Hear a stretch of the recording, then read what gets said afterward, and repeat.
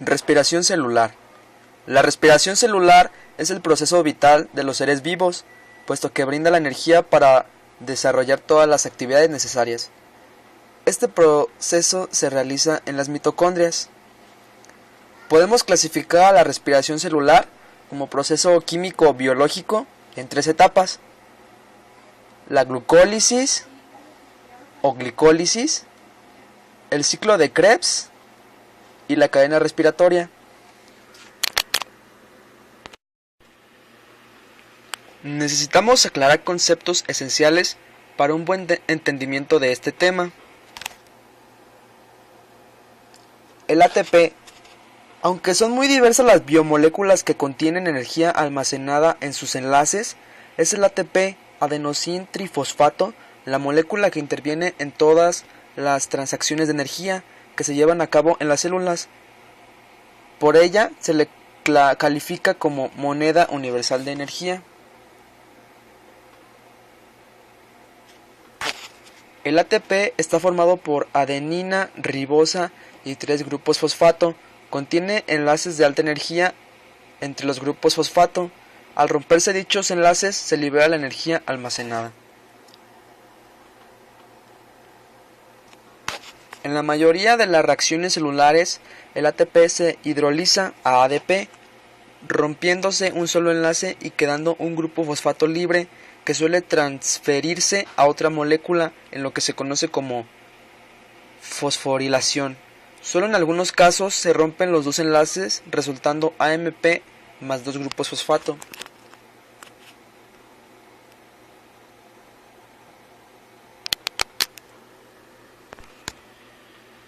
El sistema ATP-ADP es el sistema universal de intercambio de energía en las células. Las mitocondrias. Estas son orgánulos celulares encargados de suministrar la mayor parte de la energía necesaria para la actividad celular. Actúa por tanto como centrales energéticas de la célula y sintetizan ATP a expensas de los carburantes metabólicos, glucosa, ácidos grasos y aminoácidos. La ultraestructura mitocondrial está en relación con las funciones que desempeña. En la matriz se localizan las enzimas responsables de la oxidación de los ácidos grasos, los aminoácidos, el ácido pirúvico y el ciclo de Krebs. En la membrana interna están los sistemas dedicados al transporte de los electrones que se desprenden en las oxidaciones anteriores y un conjunto de proteínas encargadas de acoplar la energía liberada del transporte electrónico con la síntesis de ATP. Estas proteínas le dan un aspecto granulado a la cara interna de la membrana mitocondrial. También se encuentran dispersas por la matriz una molécula de ADN circular y unos pequeños ribosomas implicados en la síntesis de un pequeño número de proteínas mitocondriales. La glucólisis es la primera parte de la respiración celular. La glucólisis tiene lugar en el citoplasma celular. Consiste en una serie de reacciones, cada una catalizada por una enzima determinada que permite transformar una molécula de glucosa en 2 moléculas de un compuesto de 3 carbonos, el ácido pirúvico. En la primera parte se necesita energía, que es suministrada por 2 moléculas de ATP que servirán para fosforilizar la glucosa y la fructosa.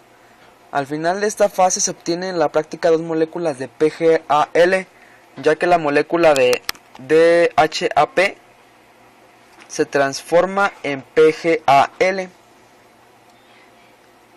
En la segunda fase, que afecta a las 2 moléculas PGAL, se forman 4 moléculas de ATP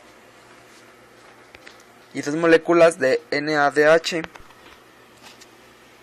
En la segunda fase, que afecta a las 2 moléculas de PGAL, se forman 4 moléculas de ATP y 2 moléculas de NADH.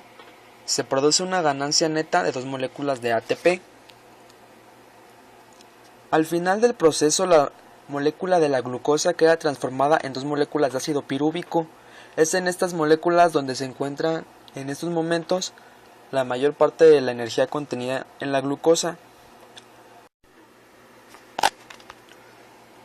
La segunda parte de la respiración celular es el ciclo de Krebs.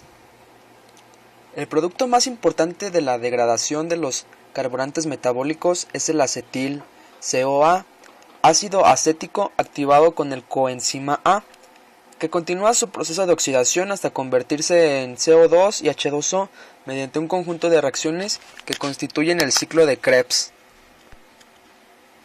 Punto central donde confluyen todas las rutas catabólicas de la respiración aeróbica. Este ciclo se realiza en la matriz de la mitocondria. En este ciclo se consigue la oxidación total de los dos átomos carbono del resto acetilo, que se eliminan en forma de CO2. Los electrones de alta energía obtenidos en las sucesivas oxidaciones se utilizan para formar NADH y FADH2, que luego entrarán en la cadena respiratoria. La etapa siguiente es la cadena respiratoria. Sería la etapa final del proceso de la respiración. Es entonces cuando los electrones arrancados a las moléculas que se respiran y que se almacenan en el NADH y FADH2 irán pasando por una serie de transportadores situados en las crestas mitocondriales, formando tres grandes complejos enzimáticos. La disposición de los transportadores permite que los electrones salten de unos a otros, librándose una cierta cantidad de energía. Son reacciones redox que sirven para formar un enlace de alta energía entre el ADP y el P, que da lugar a una molécula de ATP.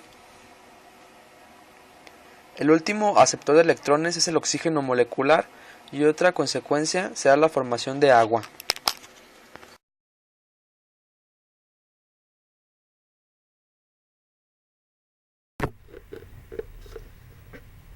El ciclo celular, también llamado ciclo de división celular, es una secuencia de sucesos que conducen primeramente al crecimiento de la célula y posteriormente a la división en células hijas.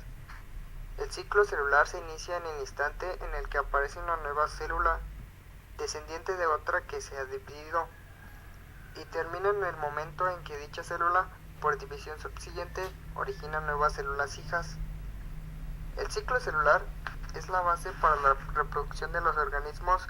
Su función no es solamente originar nuevas células, sino asegurar que el proceso se realice en forma debida y con la regulación adecuada, con controles internos para evitar la posible creación de células con múltiples errores.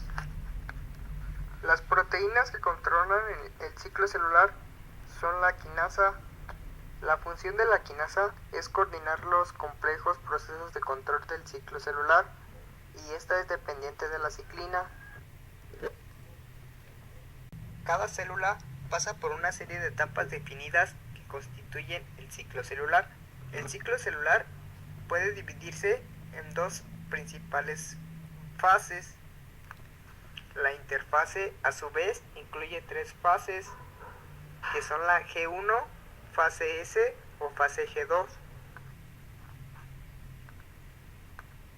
En la fase G1, las células comienzan a transcribir y a traducir genes, y progresivamente crece aumentando de masa y tamaño. Cuando la célula ha alcanzado ciertas magnitudes de masa y tamaño, entra en la fase S, o también llamada de síntesis de ATN. Esta fase dura desde el inicio de la replicación del ADN hasta que todo el ADN ha replicado. En esta fase también hay traducción y transcripción activas, por lo que la célula continúa creciendo. Al término de la fase S, la célula se ha vuelto tetraploide. Esto significa que la célula posee 8 cromosomas en total, y aquí termina la fase S, por lo que la célula pasa a la etapa G2. En esta fase, las células siguen creciendo y se prepara para dividirse al final de la fase G2. La célula ha crecido. La fase M toma este nombre por ser la etapa donde se realiza la mitosis y la citocinesis. La citocinesis es la división de una célula en dos células hijas, y la mitosis es la separación del genoma celular, duplicado en dos conjuntos de cromosomas idénticos. La mitosis se divide en profase, metafase, anafase y telofase. En resumen, el ciclo celular es altamente regulado y cada una de sus fases incluye un punto de control en el que se verifica la regulación correcta de los procesos. El inicio de una fase depende de que las fases anteriores hayan completado correctamente. Las enzimas que controlan este control son las enzimas CDK y las ciclinas. Pero ¿cómo trabajan mutuamente las fases M y la interfase? Bueno, en la fase G1 se verifica que la masa celular y el crecimiento sean suficientes para soportar el ciclo celular. En la fase S se tiene que verificar que el ADN está íntegro y sin daño. En la fase G2 se verifica que cada secuencia de ADN haya sido replicado solo una vez. Después, en la fase M se verifica que los cinetocoros estén formados correctamente por pares, de modo que la repartición entre las dos células hijas sean equitativas. Si la célula pasa la verificación en el punto de control, el proceso sigue y de lo contrario, este se bloquea. Los errores en el ciclo celular pueden resultar en las células defectuosas, lo cual las convierte en células programadas para morir. El proceso de muerte celular programada se llama apoptosis. De otra forma, el cáncer constituye otra alteración del ciclo celular. Las células se multiplican indefinidamente, pues estas han perdido la capacidad de bloquear el ciclo.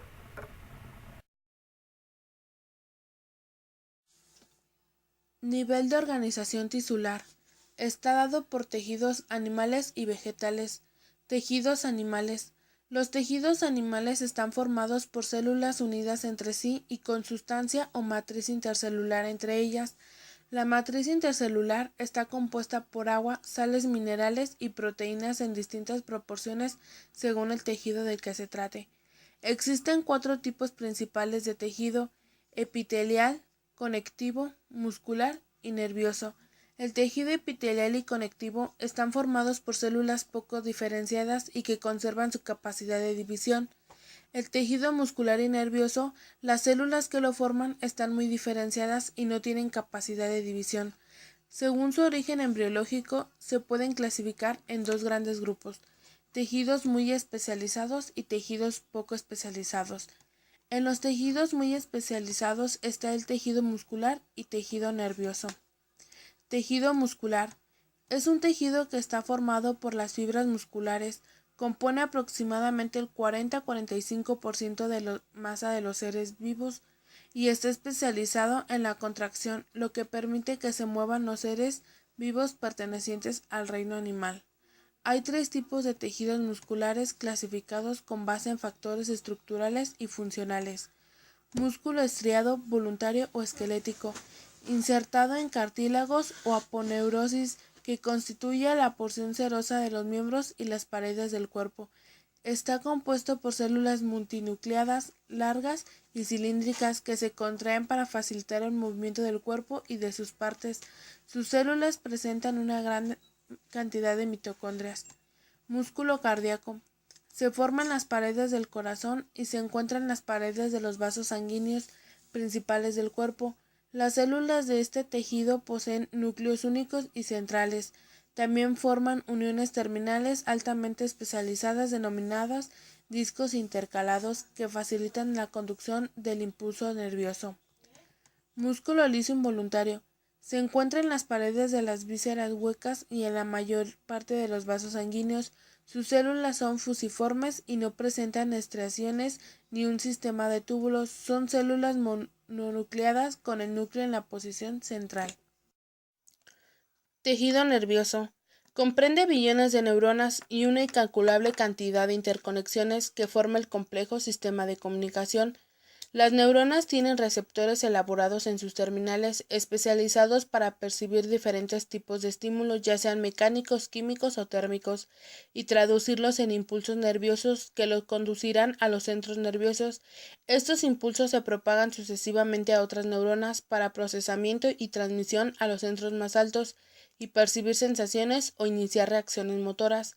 En adición a las neuronas, el tejido nervioso contiene muchas otras células que se denominan en conjunto células gliales, que ni reciben ni transmiten impulsos. Su misión es apoyar a la célula principal, la neurona. Tejido poco especializado. El tejido poco especializado está dado por el tejido epitelial y tejido conectivo. Tejido epitelial es el tejido formado por una o varias capas de células unidas entre sí, que puestas recubren todas las superficies libres del organismo y constituyen el revestimiento interno de las cavidades, órganos huecos y conductos del cuerpo. El tejido epitelial deriva de las tres capas germinativas: ectodermo, endodermo y mesodermo. Tiene como función la protección, secreción, absorción, recepción sensorial, excreción y transporte de sustancias. Clasificación de los epitelios, según la función del epitelio. Epitelio de revestimiento es el que recubre externamente la piel o internamente los conductos y cavidades huecas del organismo, en el que las células epiteliales se disponen formando láminas. Epitelio glandular es el que forma las glándulas y tiene capacidad de producir sustancias. Epitelio sensorial contiene células sensoriales y es una forma epitelial adicional. Epitelio respiratorio de las vías aéreas.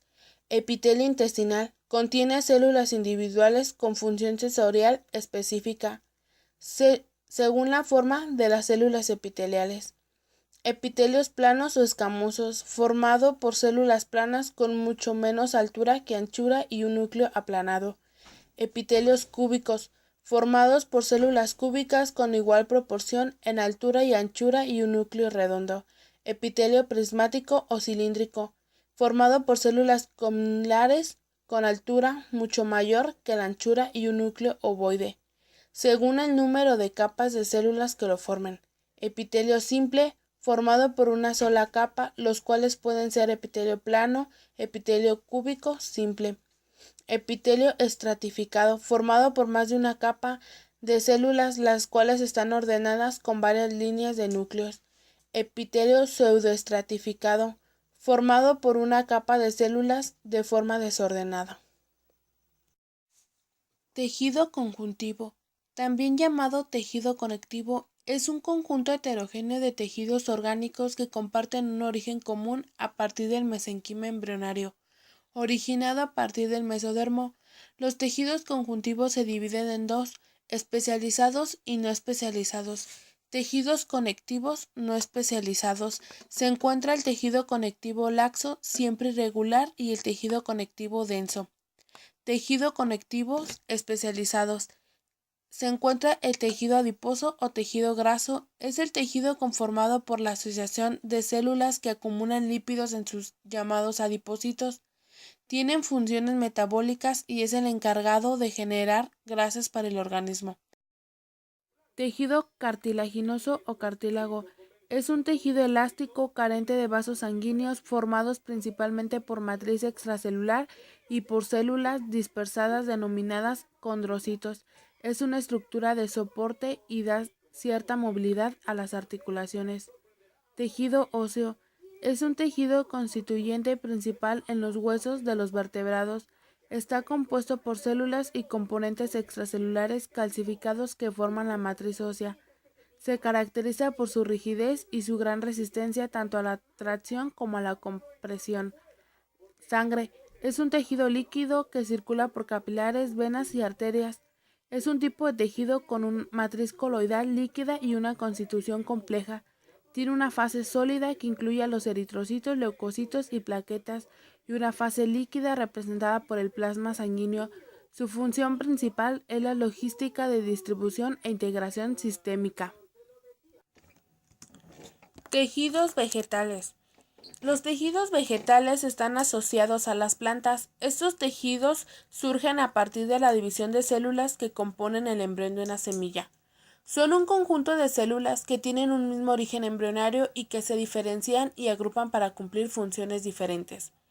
Es posible diferenciar entre los tejidos vegetales dos tipos principales: el tejido joven o embrionario y el tejido adulto o definitivo.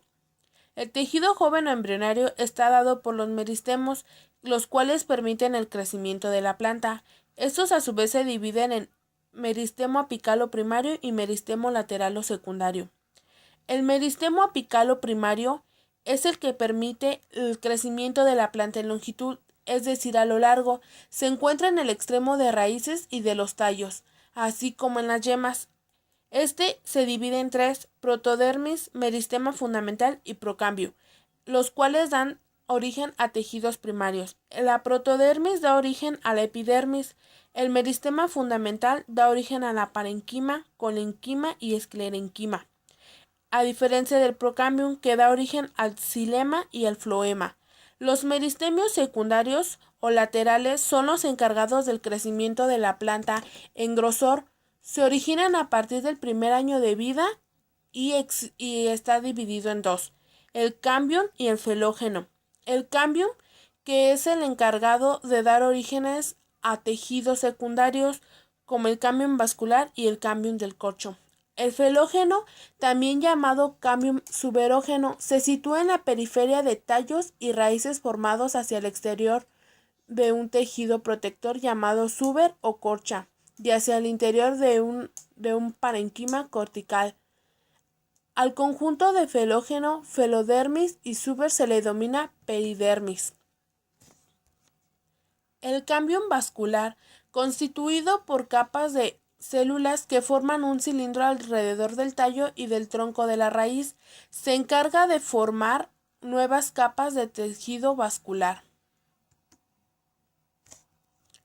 El cambium del corcho, formado por un cilindro delgado que se localiza en la corteza externa.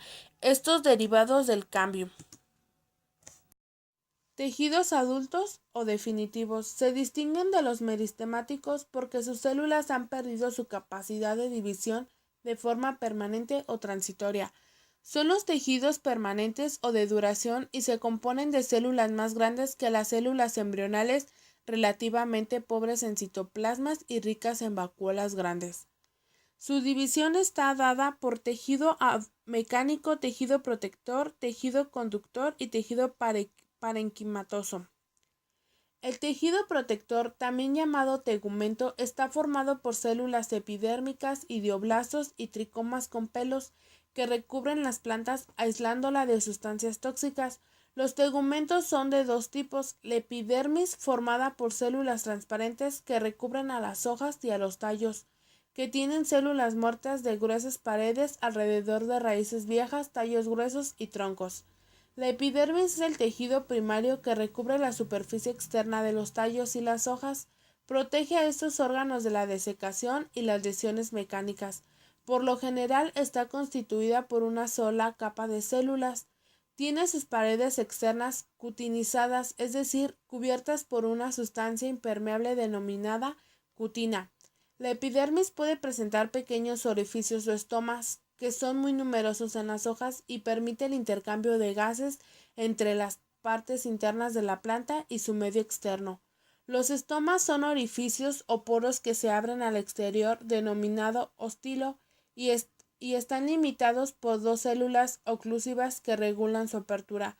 A través de los estomas se produce el intercambio de los gases que intervienen en la fotosíntesis y la respiración, así como la eliminación del vapor del agua, fenómeno que recibe el nombre de transpiración estomática. Tejido suberoso es el tejido secundario producido por el cambio suberógeno o felógeno de las raíces y los tallos. Por lo general consta de varias capas de células suberificadas que acaban muriendo, y su misión es la de sustituir a la epidermis en raíces y tallos. Constituye una capa denominada suber o corcho, formado por varias capas de células muertas recubiertas de suberina que lo hacen impermeable. Crece continuamente gracias al felógeno. Tejido parenquimático. El tejido parenquimático es aquel tejido vegetal que se halla en todas las plantas existentes en la mayoría de sus órganos formando un tono continuo. A estos tejidos también se les conoce con el nombre de tejidos fundamentales, dado a que son células poco especializadas. Se les halla distribuidos por toda la parte interior del cuerpo del vegetal, cumpliendo múltiples funciones. Se constituyen por una gran diversidad de células que varían dependiendo de la función que desempeñen, más o menos isidiamétricas y facetadas. Casi alargadas, se caracterizan por ser células vivas con una pared de celulosa flexible y delgada y con gran vacuola. Los tejidos parenquimáticos se encargan de llenar espacios libres que otros órganos y tejidos producen. A estos tejidos se les puede considerar como meristemas potenciales debido a que pierden su capacidad de dividirse. Sus células podrían retomar su división celular en ciertas condiciones. El tejido parenquimático se divide en cuatro: parenquima clorofílico o clorenquima, localizados en todas las partes verdes de la planta. Esto se debe a que las células que lo forman contienen cloroplastos. Su principal función y más característica es cumplir el proceso de la fotosíntesis. Sus células pueden ser de dos tipos según la función que cumplen, que son las denominadas empalizada o lagunar.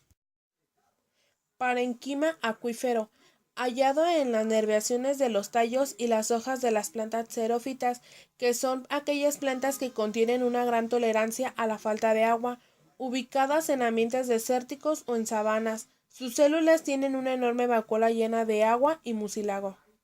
Parenquima de reserva. Se les ubica en las raíces, semillas y tallos. Se constituye de grandes células incoloras, cuya función es de almacenamiento. Dado que no realizan la fotosíntesis, carecen de cloroplastos, por lo que no son de color verdoso, sino más bien son de color blanco. Además, también contienen amiloplastos y leucoplastos, que posibilitan a este tipo de células almacenar almidón, grasas y proteínas. Parenquima aerífero, localizado en los tallos y hojas de las plantas acuáticas, lo cual le permite que dichas plantas puedan flotar. Todo esto gracias a la existencia de múltiples espacios denominados meatos que contienen aire entre sus células. Tejidos mecánicos. Los tejidos mecánicos, también llamados de sostén, proporcionan un nivel de resistencia a los órganos adultos. Se distinguen dos tipos de tejidos mecánicos, el colenquima y el esclerenquima. El colenquima está constituido por un solo tipo de células vivas, algo alargadas, con cloroplastos y con paredes desigualmente engrosadas. El colenquima más común es el colenquima angular, que proporciona resistencia y elasticidad frente a las flexiones y aplastamientos, tanto a los órganos en crecimiento como a las partes jóvenes del tallo, los peciolos y los nervios foliares. El esclerenquima es el tejido de resistencia mecánica de los órganos adultos que ya han dejado de crecer. A diferencia del colenquima, presenta células con paredes muy gruesas y duras, a menudo lignificadas, que mueren al hacerse adultas. Tejido vascular o conductor. Tiene la función de conducir las sustancias que se absorben por la raíz hacia todas las partes del vegetal, con la finalidad de nutrirlo. La función de conducción se lleva a cabo en vasos formados por células que se sitúan unas a continuación de otras, originando los tubos conductores. Esos son de dos clases: los tubos leñosos, que forman el xilema, y los tubos liberianos o cribosos, que forman el floema. Xilema. El xilema es el encargado de conducir agua, nutrientes y minerales disueltos de la raíz al cuerpo del vegetal. Cumple funciones de almacenamiento de nutrientes y contribuye a sujetar las plantas manteniéndolas en posición vertical.